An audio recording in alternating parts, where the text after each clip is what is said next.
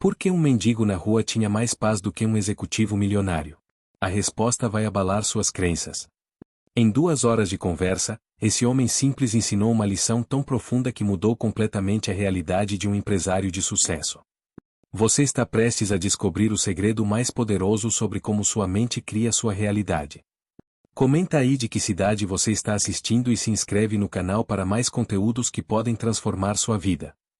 O vento frio de março cortava o rosto de Eduardo como lâminas invisíveis enquanto ele caminhava pelas ruas do Centro Financeiro de São Paulo. Aos 35 anos, era considerado um dos executivos mais promissores de sua geração. Formado em administração pela USP, MBA em Harvard, carro importado, apartamento em Moema e um salário que fazia inveja a muitos. Porém, por trás da fachada de sucesso, uma tempestade silenciosa devastava sua alma. Há 3 meses, sua empresa havia passado por uma reestruturação brutal. Eduardo, que sempre se considerou indispensável, viu-se de repente questionando cada decisão, cada movimento.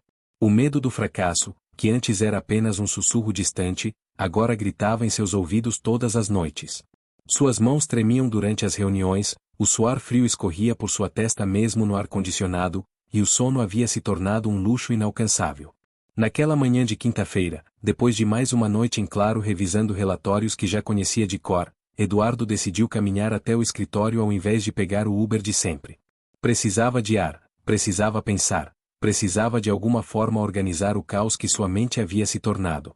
As calçadas estavam cheias de pessoas apressadas, cada uma carregando seus próprios fardos invisíveis, quando algo inusitado chamou sua atenção.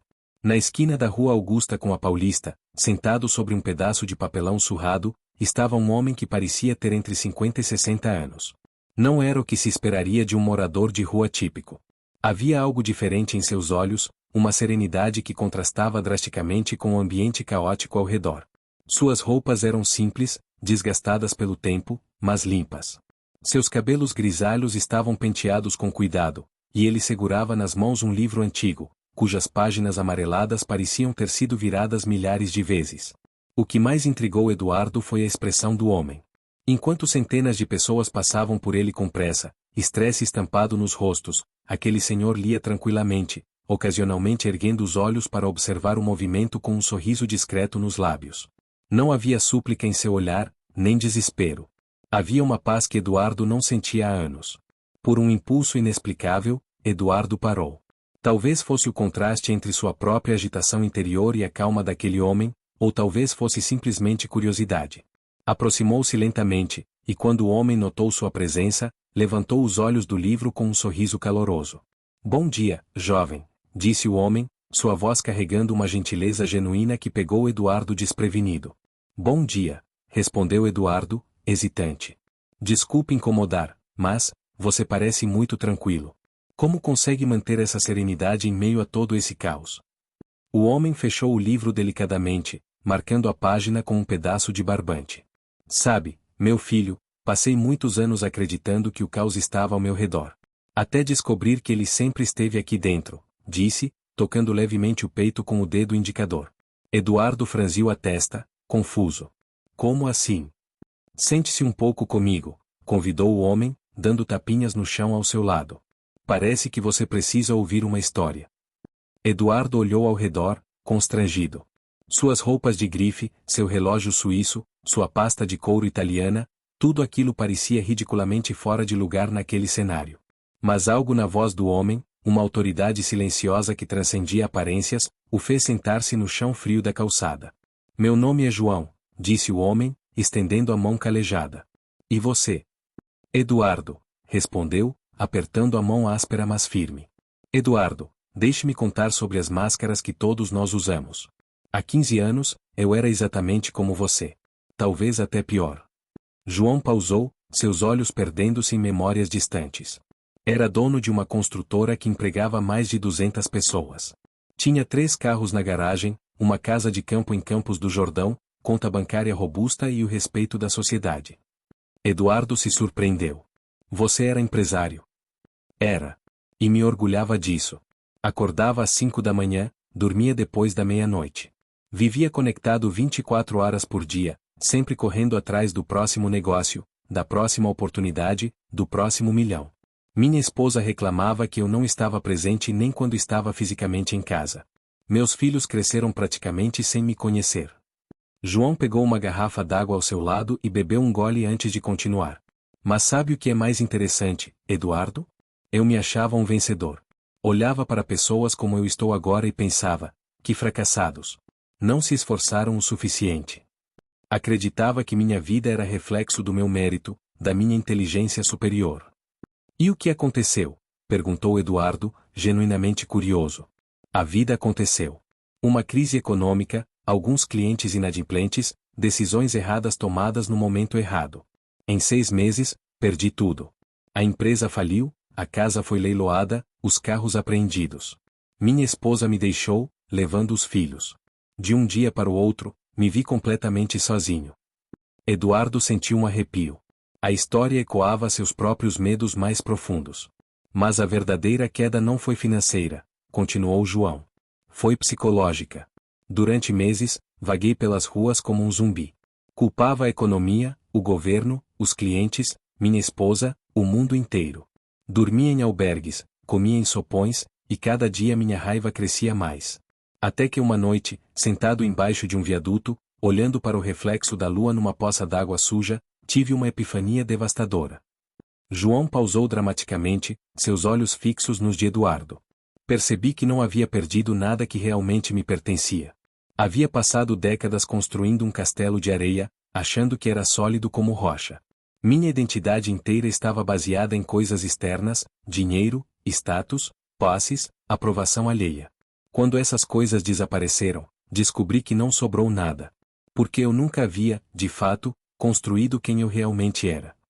Eduardo engoliu em seco. E como você lidou com essa descoberta? Primeiro, quase enlouqueci. Depois, quis morrer. Mas então comecei a entender algo revolucionário. Minha vida sempre foi reflexo da minha mente, não das minhas circunstâncias. Quando minha mente estava focada apenas no exterior, lucros, crescimento, competição, minha vida tornou-se vazia por dentro, ainda que cheia por fora. Quando perdi o exterior, finalmente pude ver o que havia negligenciado durante décadas, meu mundo interior. Você está me dizendo que escolheu viver na rua? Perguntou Eduardo, incrédulo. João riu suavemente, um som que carregava sabedoria em vez de amargura. Não, meu jovem. Estou dizendo que parei de fugir da realidade. Durante anos, minha vida exterior era uma fuga elaborada do meu mundo interior. Trabalhava compulsivamente para não ter que enfrentar meus medos, minhas inseguranças, meu vazio existencial. Eduardo se mexeu desconfortavelmente no chão. Aquelas palavras tocaram uma ferida que ele tentava manter fechada há meses. Sabe o que descobri nesses anos todos aqui na rua? Continuou João. Que a maioria das pessoas que passam por mim está mais perdida do que eu. Elas têm casas, mas não têm lar. Têm dinheiro, mas não têm paz. Têm status, mas não têm propósito. Correm atrás de sonhos que nem sabem se são realmente seus. João abriu novamente seu livro, mostrando páginas repletas de anotações manuscritas nas margens. Este livro mudou minha perspectiva sobre tudo. É sobre filosofia estoica, sobre como nossos pensamentos criam nossa realidade. Marco Aurélio dizia: você tem poder sobre sua mente, não sobre eventos externos. Realize isto, e você encontrará força. Mas como isso se aplica na prática? Insistiu Eduardo. Você não pode simplesmente pensar positivo e esperar que os problemas desapareçam. Exato, exclamou João, seus olhos brilhando. Não é sobre pensamento positivo ou negação da realidade. É sobre entender que sua experiência da realidade é filtrada pela sua mente. Duas pessoas podem passar pela mesma situação e ter experiências completamente diferentes, baseadas em como suas mentes interpretam e respondem aos eventos. João apontou para um executivo que passou correndo, falando alto no telefone, o rosto contraído de estresse. Vê aquele homem? Aposto que ele tem mais dinheiro na conta do que eu já tive na vida inteira. Mas olhe a expressão dele. Olhe a tensão no seu corpo, a pressa desesperada. Ele está sofrendo mais do que eu, que não tenho nem onde dormir hoje à noite.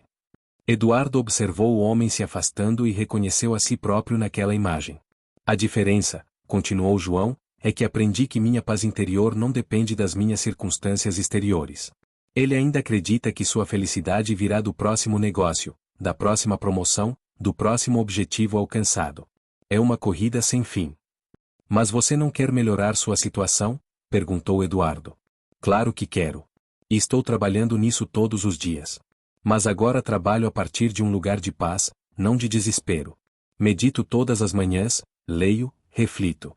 Converso com pessoas como você. Ajudo outros moradores de rua que chegam aqui perdidos como eu cheguei. Minha vida tem propósito agora, mesmo sem ter os símbolos externos de sucesso. João fechou o livro e olhou diretamente para Eduardo. Posso fazer uma pergunta pessoal? Eduardo assentiu nervosamente.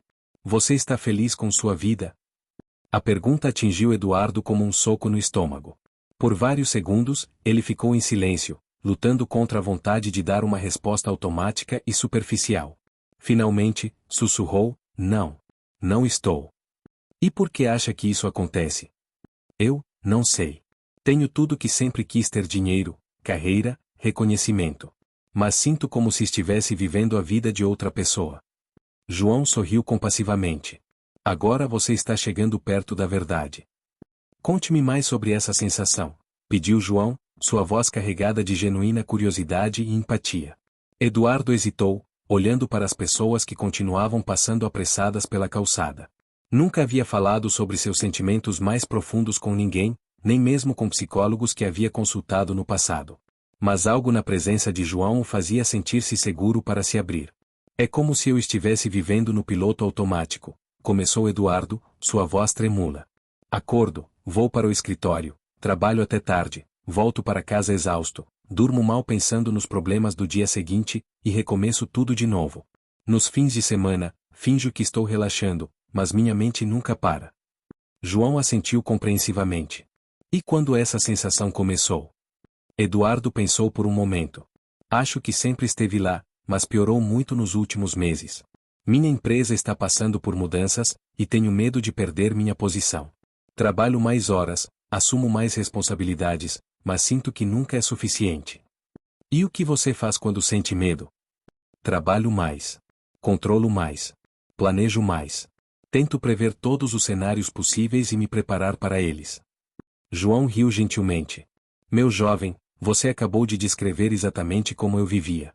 E posso garantir que essa estratégia não funciona.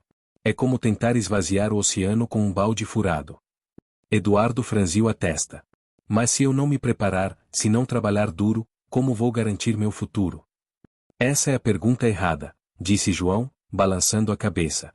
A pergunta certa é: por que você acredita que seu futuro depende inteiramente de você? Por que acha que pode controlar todas as variáveis da vida? Por quê? Porque é minha responsabilidade, respondeu Eduardo, confuso. É mesmo? Você controlou onde nasceu?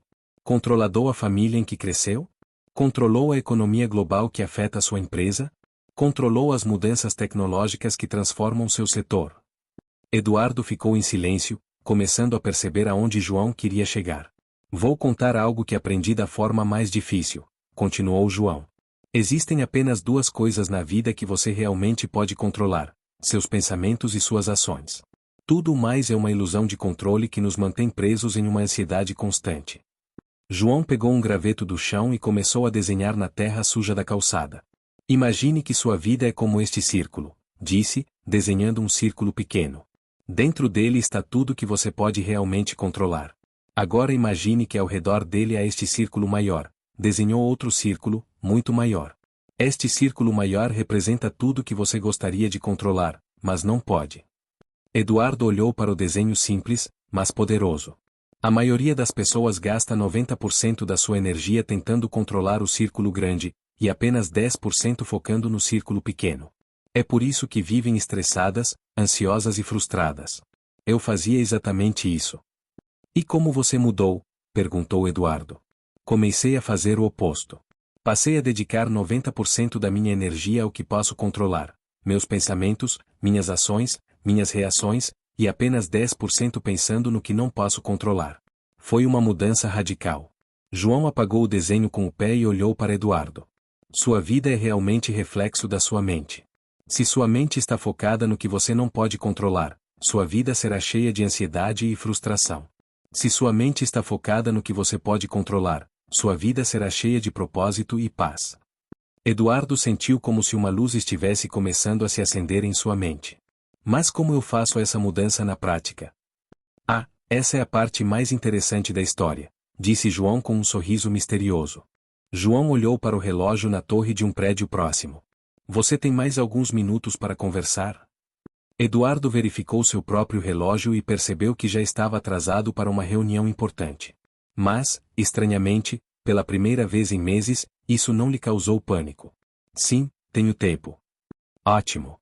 Porque agora vou te ensinar a técnica mais poderosa que aprendi nesses anos todos de reflexão. João se ajeitou, assumindo uma postura mais séria. Chamo de o Tribunal da Mente. Tribunal da Mente? Exato. Veja, Eduardo, nossos pensamentos não são fatos. São interpretações, opiniões, histórias que contamos para nós mesmos sobre a realidade. E a maioria dessas histórias nunca foi questionada. João pegou uma pedra pequena do chão. Esta pedra é um fato. É sólida, tem peso, existe independentemente do que eu pense sobre ela. Mas se eu disser esta pedra é feia, isso não é um fato. É uma opinião. Se eu disser esta pedra vai me trazer azar, isso é uma história que inventei. Você entende a diferença? Eduardo assentiu. Agora, quando você pensa vou perder meu emprego, isso é fato ou interpretação? Interpretação, respondeu Eduardo, começando a entender. Exato. E quando você pensa se eu perder meu emprego, minha vida estará arruinada, isso é fato ou história? História. Perfeito. Agora, o Tribunal da Mente funciona assim. Sempre que você perceber que está sofrendo, ansioso, deprimido, com raiva, pare e identifique qual pensamento está causando esse sofrimento. Em seguida, coloque esse pensamento no banco dos réus e faça 3 perguntas fundamentais. João ergueu 3 dedos. Primeira pergunta: este pensamento é verdadeiro? Segunda pergunta: este pensamento é útil? Terceira pergunta: que pessoa eu seria sem este pensamento? Eduardo estava fascinado. Pode dar um exemplo? Claro. Vamos usar seu caso. Você pensa preciso trabalhar mais para garantir meu futuro. Primeira pergunta: isso é verdadeiro? Bem, você pode trabalhar 24 horas por dia e ainda assim ser demitido amanhã devido a uma crise econômica global. Então, não é completamente verdadeiro que trabalhar mais garante seu futuro. Eduardo assentiu, vendo a lógica. Segunda pergunta: esse pensamento é útil? Ele te motiva positivamente ou te deixa ansioso e estressado? Pelo que você me contou, te deixa estressado. Então não está sendo útil.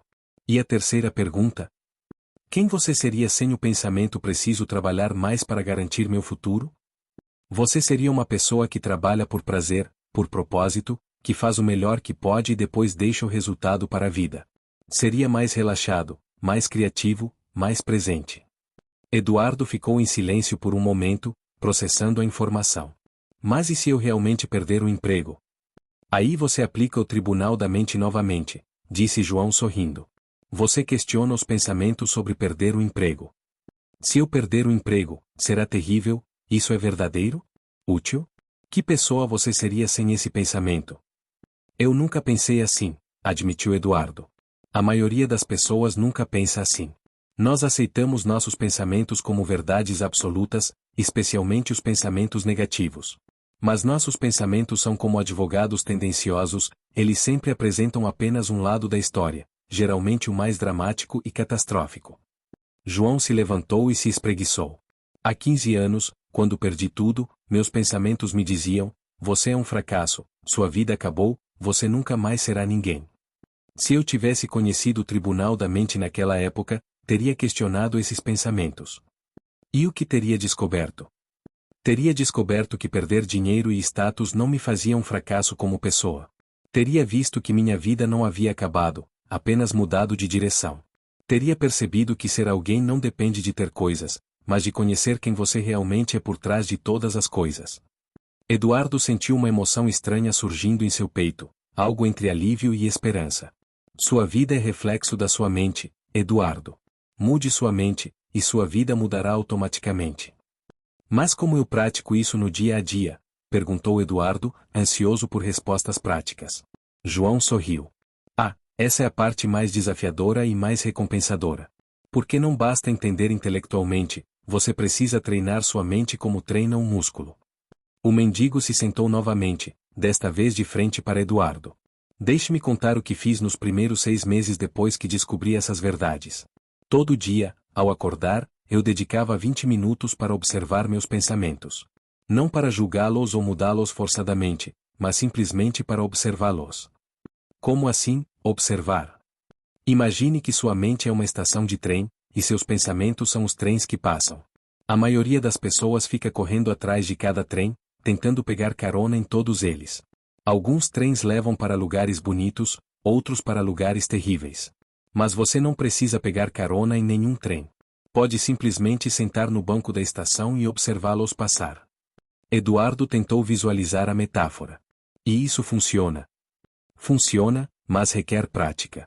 Nos primeiros dias, eu percebia que estava observando um pensamento de medo sobre não ter onde dormir, e 2 segundos depois já estava completamente perdido nesse medo, imaginando cenários catastróficos.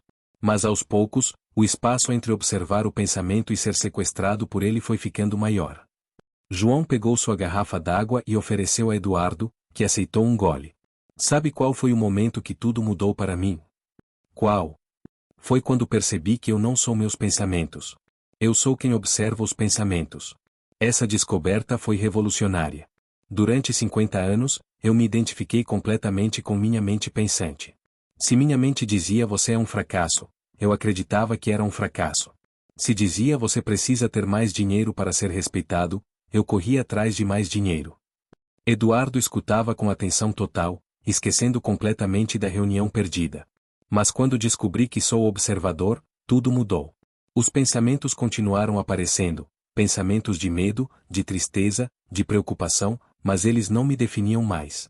Era como assistir a um filme. Você pode assistir a um filme de terror e se assustar, mas você sabe que não está realmente em perigo. E como você desenvolveu essa capacidade de observar? Meditação, principalmente. Mas não aquela meditação esotérica e complicada. Meditação simples, sentar quieto, respirar conscientemente, e toda vez que perceber que a mente vagou, gentilmente trazer a atenção de volta para a respiração. É como fazer flexões para a mente. João pausou e olhou para uma pomba que havia pousado perto deles. Vê aquela pomba? Ela não fica preocupada com onde vai conseguir comida amanhã. Ela procura comida hoje, come, e depois fica tranquila. Não fica ruminando sobre erros do passado ou catastrofizando sobre o futuro. Vive no presente. Você está dizendo que deveríamos ser como animais. Não exatamente. Nossa capacidade de planejar o futuro e aprender com o passado é valiosa. O problema é quando passamos toda a nossa vida no passado ou no futuro, nunca no presente. E o presente é o único lugar onde a vida realmente acontece. Eduardo olhou ao redor, notando pela primeira vez os detalhes da rua, o som dos carros, o cheiro de café vindo da padaria próxima, a sensação do ar em sua pele. É estranho, disse. Eu passo por essa rua todos os dias, mas nunca realmente a vi. Exato. Você estava sempre mentalmente no escritório, nos problemas, nas preocupações. Sua vida estava acontecendo, mas você estava ausente dela. João se levantou novamente. Quer que eu te ensine um exercício prático que você pode começar a fazer hoje mesmo? Sim, por favor. Toda vez que você perceber que está ansioso ou estressado, faça 3 respirações profundas e se faça esta pergunta: o que está acontecendo agora, neste exato momento? Não o que pode acontecer, não o que já aconteceu. Agora. Só isso. Só isso. Na maioria das vezes, você descobrirá que agora está tudo bem. O problema está na sua mente, não na sua realidade presente.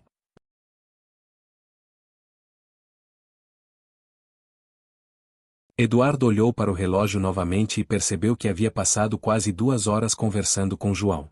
2 horas que, paradoxalmente, pareceram voar e ao mesmo tempo foram as mais significativas que ele havia vivido em meses. João, posso fazer uma pergunta muito direta? Claro. Você é feliz? João riu com gosto. Que pergunta interessante. Sabe, Eduardo, aprendi que felicidade não é um estado permanente que você alcança e mantém. É mais como o clima, às vezes está ensolarado, às vezes está nublado, às vezes chove. A diferença é que agora não luto mais contra o clima. Como assim? Quando estou triste, permito-me sentir tristeza sem resistência. Quando estou alegre, sinto alegria sem tentar preservá-la para sempre. Quando tenho medo, reconheço o medo sem deixar que ele tome decisões por mim. Não gasto mais energia tentando controlar meus sentimentos. João se sentou de volta ao chão e pegou seu livro. Há uma frase aqui que mudou minha perspectiva sobre tudo: dor é inevitável, sofrimento é opcional. A dor faz parte da vida, às vezes temos perdas, doenças, decepções. Mas o sofrimento é a história que contamos sobre a dor. Eduardo refletiu sobre isso. Pode dar um exemplo? Claro. Quando minha esposa me deixou, senti dor, a dor natural de perder alguém importante. Mas por meses, criei uma história sobre essa dor. Ela me deixou porque sou um fracasso, nunca mais serei amado, minha vida acabou. Essa história criou muito mais sofrimento do que a dor original. E se você não tivesse criado essas histórias? Teria sentido a dor natural da separação, chorado, sentido saudade, mas não teria passado meses me torturando mentalmente. A dor teria passado naturalmente, como sempre passa. Eduardo estava começando a ver padrões em sua própria vida. Eu faço isso o tempo todo. Quando meu chefe me critica, não sinto apenas a crítica, crio toda uma história sobre como isso significa que vou ser demitido, que não sirvo para nada, que minha carreira acabou. Exatamente. E essas histórias se tornam nossa realidade. Não porque são verdadeiras, mas porque acreditamos nelas e agimos baseados nelas. João abriu o livro em uma página específica. Aqui está uma das minhas passagens favoritas. Marco Aurélio escreveu: você sofre mais na imaginação do que na realidade. Isso foi escrito há mais de 2000 anos, mas continua sendo uma das verdades mais profundas sobre a natureza humana. É impressionante como essas ideias antigas ainda são relevantes. É porque a natureza da mente humana não mudou muito em milhares de anos. Ainda criamos histórias, ainda nos identificamos com nossos pensamentos, ainda tentamos controlar o incontrolável. Mas alguns poucos em cada geração descobrem as verdades fundamentais sobre como a mente funciona. João fechou o livro e olhou diretamente para Eduardo. Posso te fazer uma pergunta pessoal? Claro. Se você soubesse que ia morrer em um ano, o que mudaria em sua vida? Eduardo ficou em silêncio por um longo momento. A pergunta o atingiu como um raio. Eu acho que pararia de me preocupar tanto com coisas pequenas. Passaria mais tempo com pessoas que amo. Faria coisas que realmente importam para mim. E por que você precisa estar morrendo para viver assim? A pergunta ecoou no silêncio entre eles. Eduardo sentiu lágrimas começarem a se formar em seus olhos, lágrimas de reconhecimento, de despertar. Eu tenho vivido como se estivesse ensaiando para a vida, em vez de realmente vivendo, sussurrou. E agora que você percebeu isso, disse João gentilmente, o que vai fazer? Eduardo olhou ao redor novamente, mas desta vez não viu apenas uma rua movimentada. Viu possibilidades, viu o presente, viu vida acontecendo a cada momento. Acho que vou começar a viver. João sorriu. Essa é a melhor decisão que você pode tomar. E lembre-se, sua vida é reflexo da sua mente. Cuide bem da sua mente, e sua vida se cuidará sozinha. 6 meses depois, Eduardo voltou à mesma esquina da Rua Augusta com a Paulista. Era um sábado de manhã, e ele carregava uma sacola com sanduíches e café quente. Mas João não estava lá. Um misto de preocupação e nostalgia tomou conta de Eduardo. Aquele encontro havia sido o ponto de virada de sua vida. Nas semanas seguintes àquela conversa transformadora, ele havia implementado gradualmente as lições aprendidas, e os resultados foram surpreendentes. Primeiro, começou com a meditação matinal. Apenas 10 minutos por dia, observando seus pensamentos sem julgamento. No início foi difícil, sua mente estava acostumada a correr desenfreadamente desde o momento em que acordava. Mas aos poucos, aqueles 10 minutos se tornaram o alicerce de dias mais tranquilos e decisões mais conscientes. Depois, passou a aplicar o tribunal da mente regularmente. Sempre que se pegava ansioso ou estressado, parava e questionava os pensamentos que estavam gerando aqueles sentimentos. Este pensamento é verdadeiro? É útil? Quem eu seria sem ele? Descobriu que 90% de suas preocupações eram baseadas em suposições não verificadas ou cenários futuros improváveis. A mudança mais notável aconteceu no trabalho. Em vez de trabalhar compulsivamente por medo, passou a trabalhar com propósito e presença. Paradoxalmente, sua produtividade aumentou, sua criatividade floresceu e seus colegas começaram a notar uma diferença em sua energia. A promoção que ele tanto temia não receber veio naturalmente, 3 meses após aquele encontro com João. Mas o que mais o impressionou foi a mudança em seus relacionamentos. Começou a estar realmente presente nas conversas, ouvindo de verdade em vez de apenas esperar sua vez de falar. Reconectou-se com amigos antigos, ligou para a família que havia negligenciado, e até mesmo começou um namoro, algo que havia evitado por anos alegando não ter tempo. Com licença, disse uma voz atrás dele. Eduardo se virou e viu um homem de aproximadamente 40 anos, bem vestido, mas com uma expressão familiar de ansiedade e pressa estampada no rosto. Você conhecia o senhor que ficava sempre aqui? Um homem mais velho, que lia muito. Eduardo sorriu. João. Sim, eu o conhecia. Por que pergunta? Ele mudou minha vida há alguns meses, disse o homem, com emoção na voz. Eu passava por aqui todos os dias correndo para o trabalho, sempre estressado, sempre preocupado. Um dia ele me chamou e conversamos por 2 horas. Foi a conversa mais importante da minha vida. Eduardo sentiu uma onda de reconhecimento e alegria. O que ele te disse? Que minha vida era reflexo da minha mente. Que eu estava sofrendo mais na imaginação do que na realidade. Ele me ensinou sobre o tribunal da mente, sobre observar pensamentos em vez de ser sequestrado por eles. O homem pausou, claramente emocionado. Eu estava quase tendo um colapso nervoso. Achei que ele era apenas um mendigo, mas na verdade era o sábio mais sábio que já conheci. Eduardo assentiu compreensivamente. Eu tive exatamente a mesma experiência. Você sabe onde ele está agora? Soube por outros moradores de rua que ele conseguiu um emprego como zelador numa escola pública. Aparentemente, o diretor ficou impressionado com sua educação e sabedoria. Ele está morando num pequeno apartamento próximo dali. Eduardo sorriu amplamente. Que notícia maravilhosa! Você tem o endereço? O homem anotou o endereço numa folha de papel. Eu vou visitá-lo semana que vem. Quer ir junto? Com certeza. Uma semana depois, Eduardo e o homem, que se apresentou como Roberto, estavam na porta de um pequeno apartamento numa rua tranquila do bairro da Liberdade. Quando João abriu a porta, seu rosto se iluminou com um sorriso radiante. Eduardo. Roberto. Que surpresa maravilhosa! O apartamento era simples mas aconchegante. Havia livros por toda parte, algumas plantas nas janelas, e uma sensação de paz palpável no ambiente. João os recebeu com café e biscoitos caseiros.